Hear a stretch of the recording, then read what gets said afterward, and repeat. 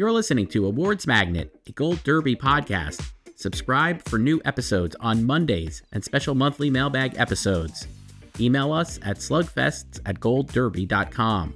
Now, on to the show. Hi, I'm Debra Birnbaum, Editor-in-Chief of Gold Derby, and I'm here with Christopher Rosen and Joyce. And we're going to talk about our Emmy predictions today. Are you ready to dive into television?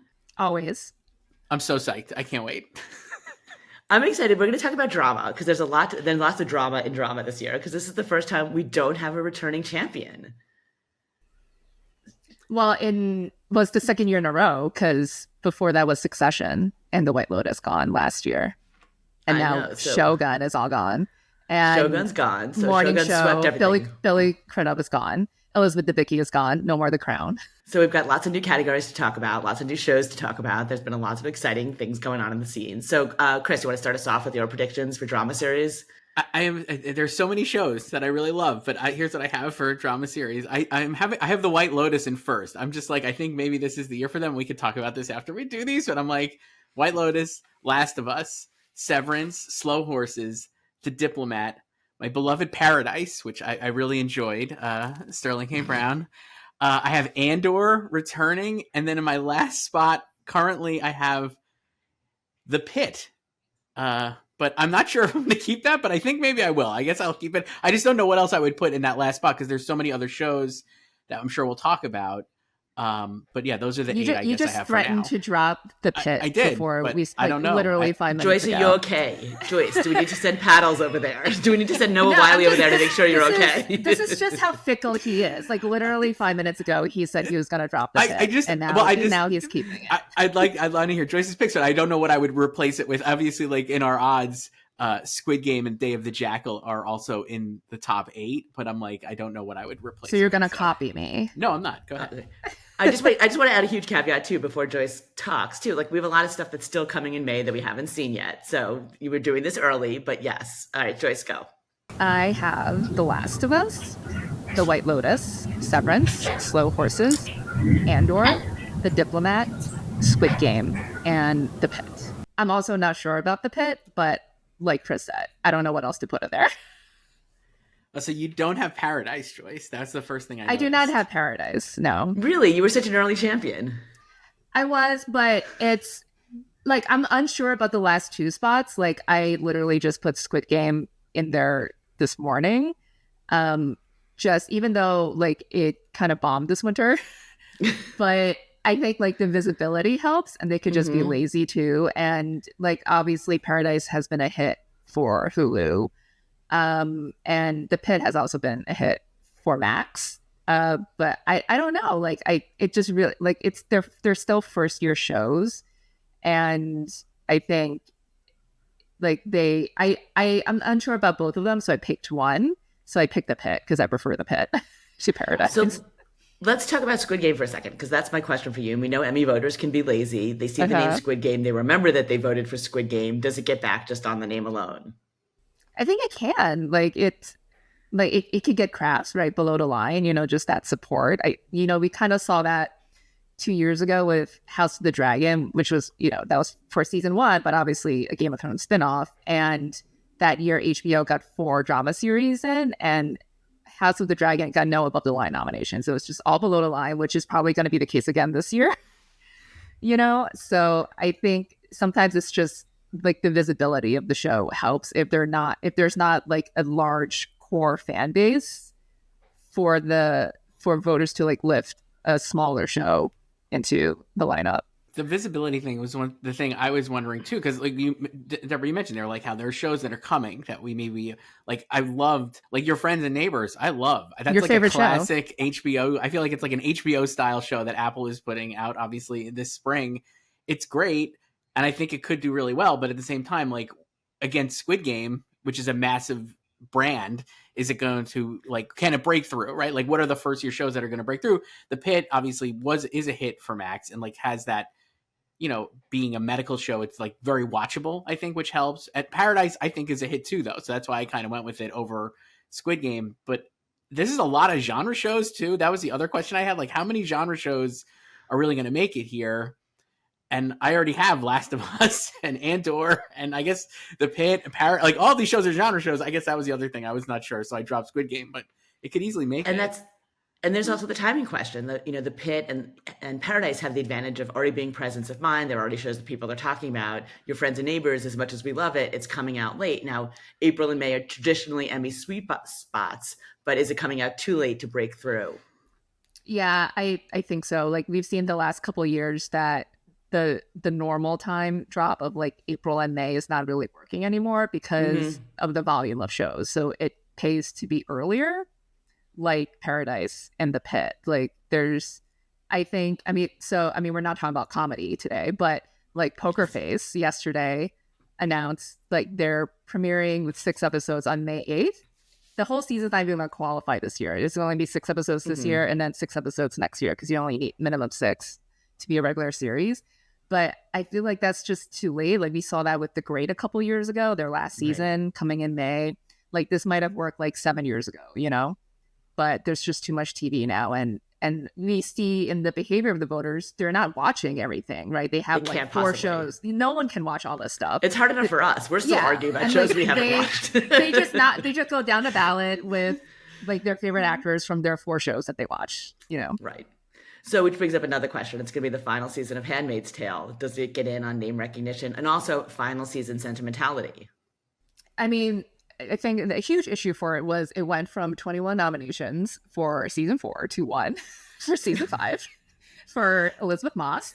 So I don't know. Like, you know, obviously it's been a while since season 5 because of the strikes as well. And Lizzie's pregnancy. But I know, like, I mean, you know, like the joke-ish has been like, oh, you know, Handmaid's won for his first season during Trump's first year in office, and now like he's back in office. So like, LOL. But I don't have it getting really in. LOL. I mean, like, I don't think that's the bookend you want. I don't know. I mean, like the show itself is great, but I don't think it'll until get we all into saw wearing red cloaks. Yeah, like maybe it'll get more than 1 nomination this time. But I wonder if though, like in terms of the political relevance of this show, will that help it maybe with voters too, right? Like I don't know, or they're looking for escapism more. Or they will do that, right? So then it's like Andor, but I don't know. Like I don't really know. I'm just like, I mean, the number of times I've said lately we're living in the Handmaid's Tale right now is starting to scare me. But also, so does it help it, or are people just looking for something that's completely opposite, which certainly helps on the comedy series side of things, which I know we're not talking about today, and I need to abide by my own rules. I want to go back to your genre point, though. We've talked about a lot of genre titles. We've got House of Dragon, we've got Last of Us, we've got Andor, we've got The Boys, which premiered last summer. How many genre titles can this sustain? How many can break through? I mean, there's always been this argument that there's a genre bias in the Academy, but they've finally started to break through. How many can get in? I mean, I'm prioritizing the ones that have gotten in already. So I am those in.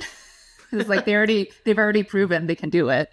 So that's my top 5 basically of Last of Us, White Lotus, whatever, Severance, Slow Horses, Andor. You know, they've gone in before. Do you think voters still think like that? No, I don't think they think of. I think they just vote for the stuff they like and watch. Like if they've watched it and liked it, they'll. No one is thinking like, oh, I can only have like 3 genre shows in my lineup. You know, right? Like we think about like that because we're analyzing it and we're overthinking it. I will say this in terms of like it's way too early to talk about Emmy winners because like the nominations aren't even for like months.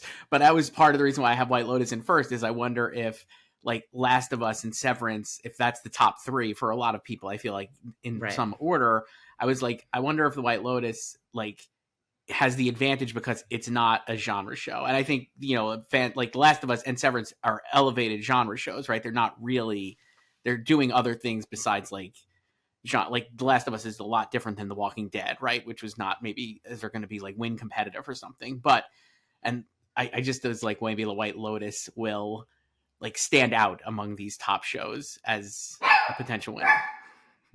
And Sammy agrees. Sammy has thoughts. Sammy agrees. Sammy has watched all shows. these shows with us, and he has very strong feelings. Loves it. He's weighing on the White Lotus. He is weighing on the White Lotus. He's also weighing on Severance. We watch Severance together, and I stop and ask him questions about it. He agrees. He has thoughts. Too many goats, not enough dogs. It sounds like that's his favorite. So I was just going to say, but it does feel like it feels like that's the big three of White Lotus, Severance, and Last of Us that are going to be, and then but it'll be interesting to see if like, and I don't want to say like a standard show, but something like Paradise and The Pit can also then be the rest of the pack as well. But I think we definitely have some interesting shows to be talking about in the drama race. Are there any shows we didn't mention? I mean, Day of the Jackal is great too. Joyce, I know that was an early favorite of yours. I mean, that'll be fun to see it get in. It got SAG Ensemble, which is nice, but I left it out for now. I don't. It's still, the Peacock factor is still there. I'm not sure, but I think he could get another above the line nomination, but maybe not in series. But the fun thing about the top three here too is that these three shows, Last of Us, White Lotus, Severance, have never faced off against each other. Like Severance and the first season White Lotus were the same year, but White Lotus wasn't limited back then. And but Last of Us, or like all three together, and Last of Us was 2 years ago, but the ceremony was last year in January. So it's faced off against White Lotus season 2, but all three of them have never faced off against each other. So we don't have any idea how they're gonna interact with voters, like what that dynamic is gonna be like when people are forced to choose between these three if they love all three. The other shows I was thinking of that we didn't mention, though, Yellow Jackets, which is airing now, and Bad Sisters, neither of which I think are as buzzy as they maybe were in their previous seasons. But I do wonder if they are, you never know, I guess. But those are two shows that I think we would have previously maybe thought of as top or potential contenders that are not. Well, Bad Sisters probably just missed last time. It got Sharon Horgan and writing and directing, and it did get a PGA this year, like randomly, no shade. Yellow Jackets, it had a downturn last time too. Like it went from 7 nominations for season 1 to 3 for season 2. And I think it like barely just got in to series last time. So I could see it falling out this time too, since it was already on the downswing. All right, so I think it's a good segue to move on to the acting races, where it's going to be fun to watch all of these casts, which are so strong, face off against each other. Let's start with Best Actor. Chris, you want to start us off? Yes, for Best Actor, I've got Gary Oldman for Slow Horses, Pedro Pascal for The Last of Us, Adam Scott for Severance, Sterling K. Brown for Paradise, Eddie Redmayne for Day of the Jackal. Perhaps Joyce will follow me there. And then I wasn't sure what to do in the last spot, so I will just stick John Hamm in there for Your Friends and Neighbors. I really love John Hamm. He was a double Emmy nominee last year. I just feel like obviously they love John Hamm. He's an Emmy winner. I think he can get in for this show, even if the show doesn't get in for series. Joyce? I have Gary, Pedro, Adam, Eddie, obviously, Sterling, and Noah Wyle for The Pit. So that's the top 6 in the odds right now. It is. And I don't like, me, I don't like having the top 6. You don't usually go with the odds. No, but I had this first because I didn't actually change this. So the odds are following you. They are. They're copying me. They're very smart. I set the pace. You set the odds, as we all know. So I was looking at I was like, I don't know who else I would have dropped. Yeah, like Lee Jung Jae, former winner. Exactly. But I also don't think season 2 of Squid Game had it didn't have like the same like cultural staying power of season 1, So like I could see getting series, but like no acting this time. Right. Who else are we leading off? Diego Luna? Yeah, Diego Luna, I thought of, right? He could be getting in there. I have no, like with Ham, I just was like, I love, like, maybe because I've seen it, right? Like we'll talk more about this as we can, but it's just like exactly what you want from John Hamm. And it's like, he kind of is the whole thing. And again, it's the visibility thing, but I feel like it'll be a big priority for Apple. So I think that'll be good. The other people I thought of, I mean, like Jeff Bridges for The Old Man. But I don't think that's a canceled show. Yeah, I don't think so. It's really hard when the show is canceled to do a campaign for it. And the White Lotus actors are all going supporting, so we'll talk about that later. How about Jacob Anderson for Interview with the Vampire, which I feel like people love. If Twitter has its way, he would get in. So, but it's funny. I don't think voters are watching that. So. I don't think so. No. It does feel like this is definitely the top 6 are right now are, like we said, Noah Wile's in 6, and then Lee Jung Jae, Diego Luna, Jake Gyllenhaal for Presumed Innocent, depending on where that is positioned, John should Hamm. be So the limited. They odds. should go Right. limited. It would be. I would love it if they could. Maybe that'll be a change. I don't know. That feels like that a show. good change for them. It was a I great love that show too. You know me. I love that It's a great show. I show. think it'd be a great contender. And limited is very soft this year. Yeah, so. maybe by the time we do our limited picks, we'll have new shows. I was thinking that, like, we're not talking about the limited series now, but I was like, at this time last year, Shogun was still a limited series, right? And Baby Right. Reindeer, nobody even knew really what it was. So there obviously, hopefully, will be some more changes in that aspect. Yeah, Shogun was airing this time last year, and then it was like they wanted a season 2. So that it was like such a last minute move too. But I mean, this is the opposite, where it's like he might have presume in a sense will probably have a better chance of getting nominations in limited. For sure. It's funny because limited has been such a push for big creative swings, and actually it feels like this year limited is a very thin category. So that's our recommendation. Go limited. Who do you When have they listen to us, we're so smart. So, all right, let's talk about Best Actress. Yes.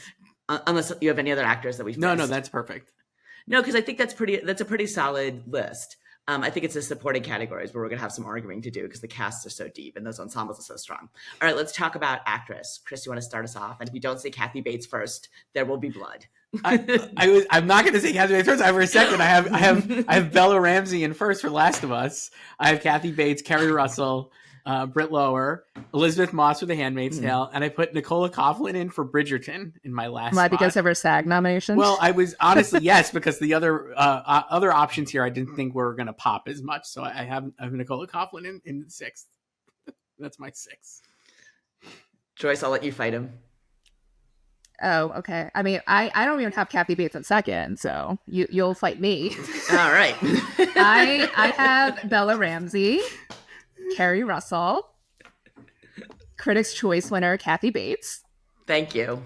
Britt Lower, Elizabeth Moss, maybe the solo Handmaids nom again, Right. and Melanie Linsky for Yellow Jackets, which is again the top 6, and I do not like that.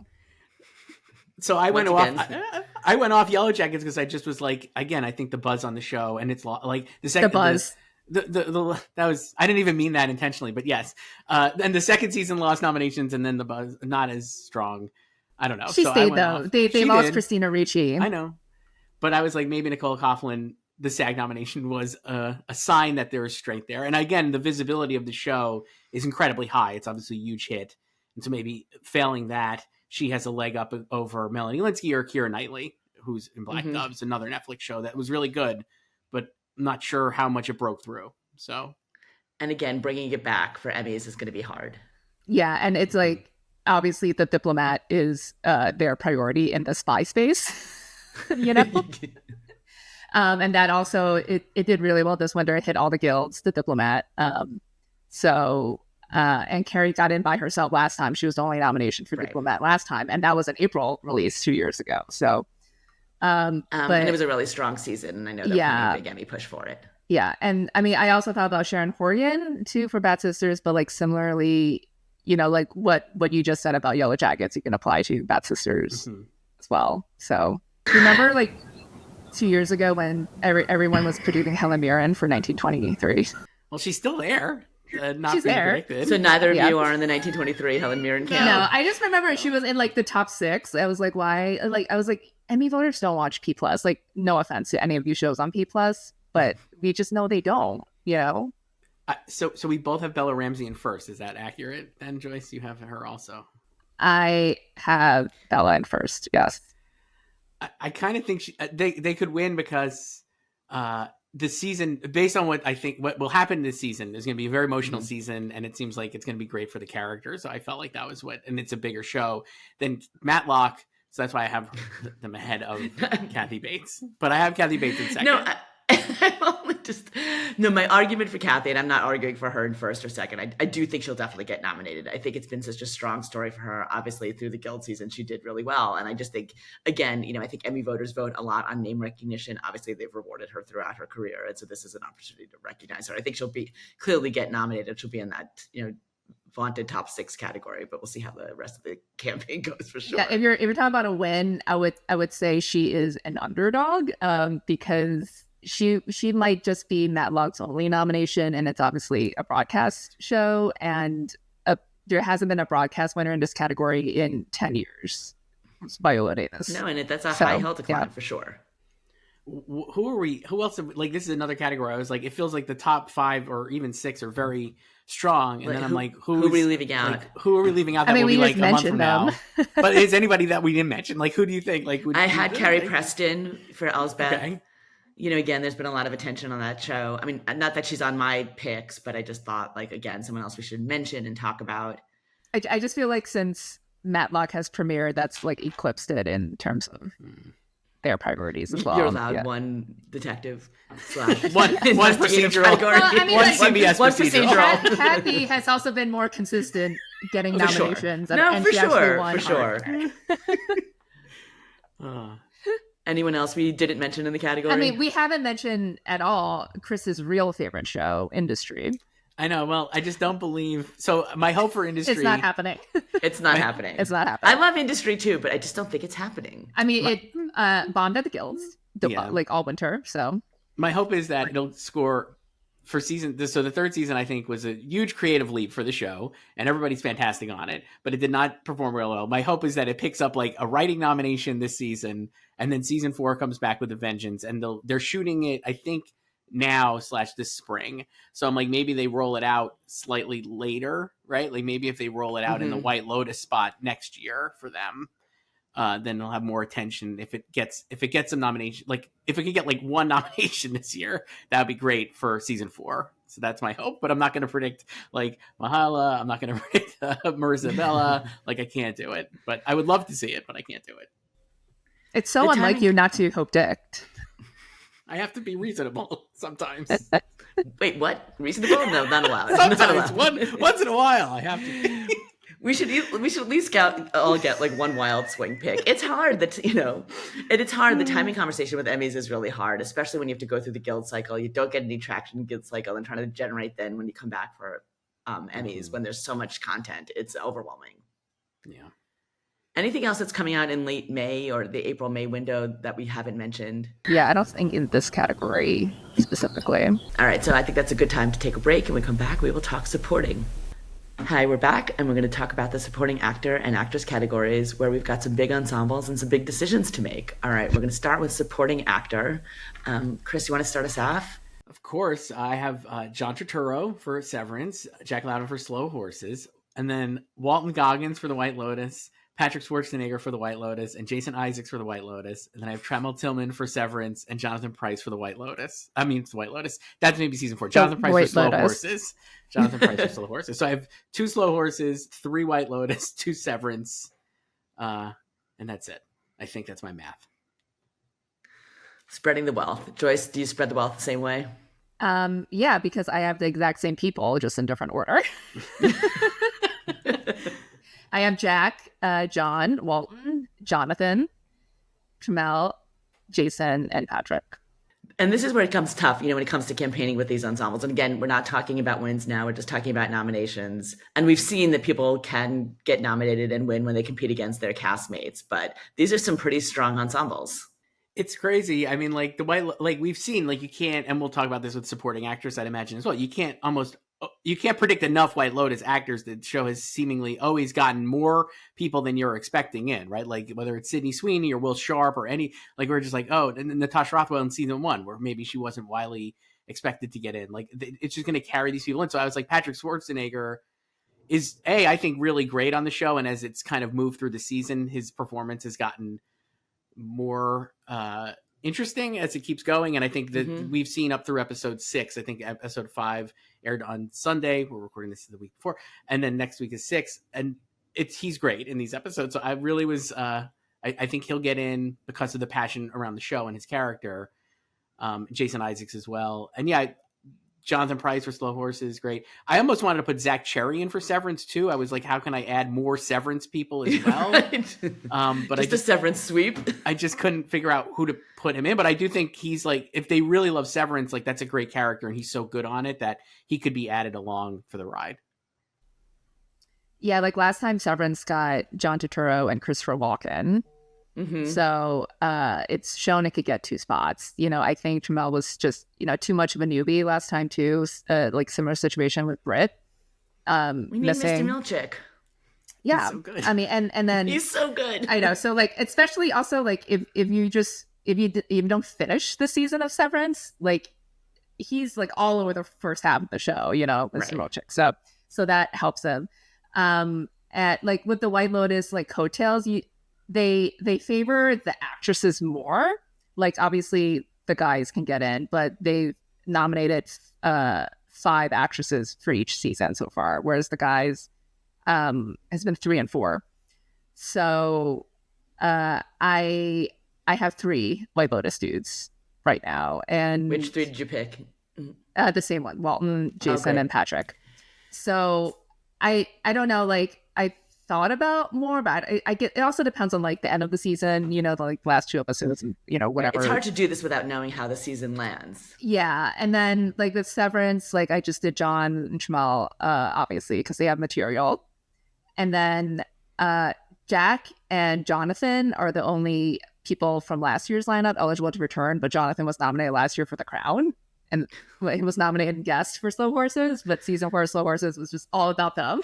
Like Jack is a lead on that show, but so I think they can hold down their spots and retain them. But I would not be shocked if it's like only Jack who gets in. That was going to be my next question. Can anyone from those shows, other than those shows, get in? Is there room for anyone other than Severance or White Lotus to get in? So in the odds, Jeffrey Wright remains pretty high for The Last of Us. I just wonder how He much. might go guest. I He wonder might how be much he's guest, going to get too. it because the character. So for the video game, he plays the same character playing the video game. It was a big part of the second video game, but it depends on where they're going to split the second video game. So if he's eligible, yeah, I think it's possible. I really love him on my other new favorite show, The Agency, which I don't think we've discussed. But he's fantastic. And you're on not that as predicting well. Make your case for The Agency. Well, it's so much fun to watch. It's a great, and everybody's awesome in it. So he'd be great to get in for it, but I don't think that will happen. I also wondered about James Marsden for Paradise as a return nominee. Because you talked to him. Well, obviously I can't talked believe to you're him, not so I predicting can't. him. I can't Yeah. not predict him. But he's like he's like the lead focal point of the best episode of that show that I think will be like the episode that gets the most attention for Emmy voters, which is the 7th episode, The Day. He's great. I could see him, like, if they really love the show, I think he can get in, but it might be hard to break through that Severance, White Lotus, Slow Horses group. No, they've got a lock on that category. So I'm just going back to our list of dramas. Anyone else from Diplomat, Day of the Jackal? Anyone else? There's no one else to break out. Squid Game, House of Dragon. I feel like they've got a lock. I don't think so. Yeah, like James, I feel like Paradise might just the act. I think like the show itself, like its strongest chances are in acting, but obviously Sterling is its best chance, and then supporting is trickier for him and Julianne Nicholson. I mean, like in the odds, Peter Sarsgaard is next for Presumed Innocent, which again could go limited. And then Bradley Whitford for Handmaids. It's hard to say what they're going to do with Handmaids. Like, 1 nomination last time. So they might just be completely over it. Or nostalgia, sending it off into the sunset with... I don't know. I mean, like, Glass there's half like Glass half full. I'm going to be the optimist today. there's also like the Squid Game guys. But again, I don't think that the response to season 2 has been the same as the response to season 1. And the only other argument I would make for someone like Bradley Whitford is name recognition, someone that they've, seen on their ballots before. All right, let's move on to supporting actress. But again, so many familiar names, so many tough choices to make. I don't know. How do you choose between the White Lotus actresses? I decided just to pick them all, basically. So I have just clean sweep. kind of. I have Carrie Coon for White Lotus in first. I have Caitlin Dever for Last of Us, Parker Posey for White Lotus, Amy Lou Wood for White Lotus, Natasha Rothwell for White Lotus, Leslie Bibb for White Lotus, and Allison Janney for The Diplomat. So I left out Michelle Monaghan, was unfortunately the main like White Lotus actress that I left out, though I think she's great. But I think the others have the showier parts, and that's why I went with them. So that's my 8 to 7. Yeah, I did the same. I have Caitlin Dever, Allison Janney, Carrie Coon, Natasha Rothwell, Parker Posey, Amy Lee Wood, and Leslie Bibb. So and did the odds agree? And are you setting the odds again? No, because Patty Arquette is 5th in the odds. I do not have Patty. So and why don't you have Patty? What's your argument? I mean, she got it last time, but I feel like she's a little too MIA this season. Like she is She has her own absent for a episode. large. Yes, but like she's missing for most of the season. She just had her character centric episode in an 8th episode, and it's also the most divisive episode of the season for fans, at least. I mean, she could get in, obviously, but I think if you talk to the Severance stans online, especially, they would prefer Deechan Lockman to get in for her episode. And she's eligible, or she can't go guest because she appears in too many episodes for just like 2 seconds.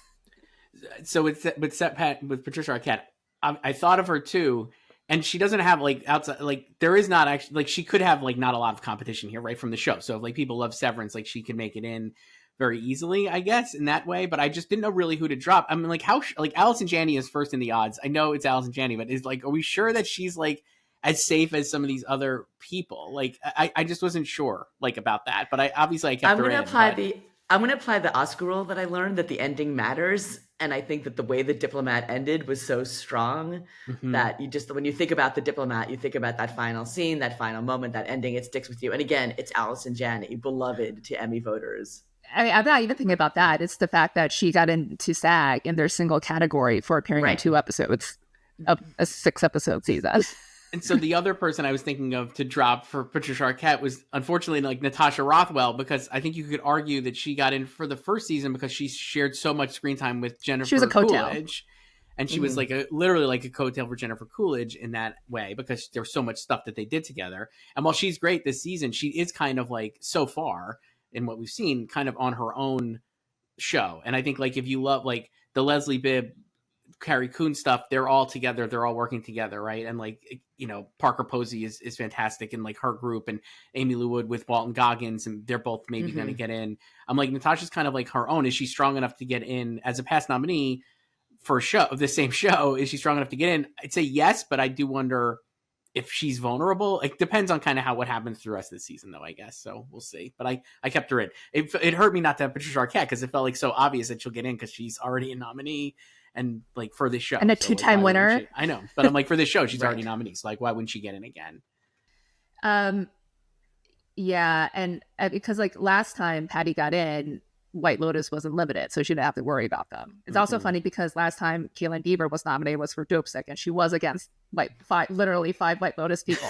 It was just White Lotus and 2 Dope Sick. It was her and Mary Willingham. So now I have 5 White Lotus and Kaitlyn Dever and Allison Janney. So it's really gonna be all White Lotus. I'm just like, I don't know. I mean, I do feel like the response to season 3 is not on the same wavelength as the first 2, and I do think part of that's because Jennifer Coolidge is not in this season.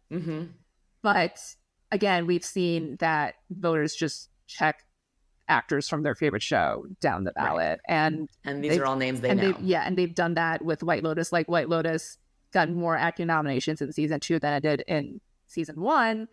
I don't know if that will, or if it will eclipse season 2's haul with season 3. But I'm just going to err on the side of more with them, especially with supporting actress, because we've seen the actresses do really well with them. Like they've always gotten 5 in both times. So I'm just going to do 5. They get juicy parts for sure. They get those juicy roles for them to dig into. It's funny to me that like we're talking about this, like at least at this moment we're recording, like Leslie Bibb is pretty far out of field, and I just feel like she's such a memorable character. Like she's so great in the season. I think she's like incredibly funny and very memorable. So I feel like if you're making these predictions now, like you could get on, like if you care about like she's like 70-1 right now as we're recording this. I'm just like, that's like I think she's way underpredicted. I think like the people will start to catch up. Like like Paradise, we've been talking about it. Like Julianne Nicholson is much higher in the odds for Paradise than like Leslie Bibb. I'm just like, I can't really make that case though, to me at least. So I feel like like I think until we see the finales of these, we have to see where these shows land. What about your favorite show, Your Friends and Neighbors? Anyone there you want to advocate for?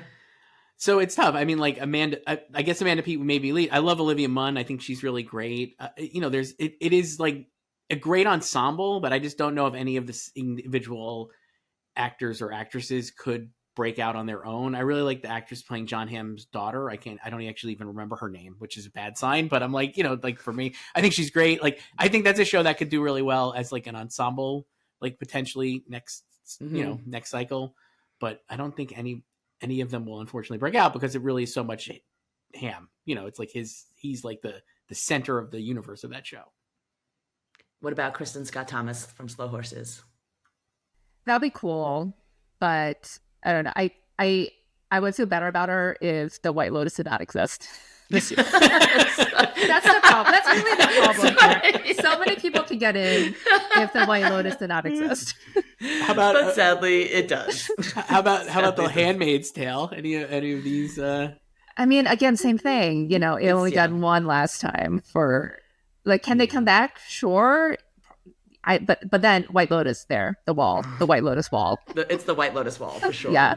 It almost argues for an ensemble award. Not that we're advocating for any more Emmys. We have enough Emmy categories. We are good. But this is definitely a year where you feel like you would want an ensemble category and then just give it to White Lotus and check that box. It'll be interesting to see, like, if this continues to go on, like, for however long White Lotus goes on, or if voters just find a new show they love with a large cast. People will start getting mad that, or, you know, especially like reps and studios and stuff, like, oh, this show got 6 nominations in one category, you know? But it's hard. I mean, Mike White he writes really well for his actors. He really does. He delivers for them, and you know, it turns out on the page. Yeah, and you can't control what people watch, but I could see people like pushing for like a cap on number of like submissions or nominees per show, which I don't agree with, because it's like let people submit whoever they want. They can submit themselves and let people vote for who they want, you know. And the voters decide. I mean, you know, that's why it's up to the voters for sure. All right, I think that's a perfect note to end on. Coming back soon, we will talk comedy and limited series. Thanks all. Thanks for listening to Awards Magnet, a Gold Derby podcast. Like what you heard? Leave us a review wherever you listen to podcasts. Awards Magnet is produced by Andrew Merrill. Our logo is designed by Chelsea Sikora. Please like and subscribe to stay on top of all the awards news, and email us at slugfests@goldderby.com.